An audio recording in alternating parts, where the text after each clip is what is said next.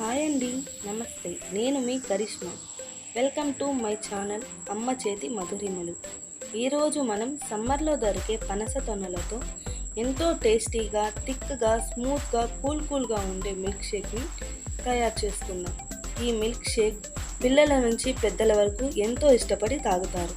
ముందుగా ఒక mixie jar తీసుకొని అందులోకి 2 ఐస్ క్యూబ్స్, 5 నుంచి 6 పనస తొనలు, 10 నానబెట్టిన బాదం పప్పులు, ఒక ప్లెయిన్ కేక్ చిన్న ముక్క, అరటిపండు ఒకటి సన్నగా ముక్కలుగా కట్ చేసి వేసుకోవాలి.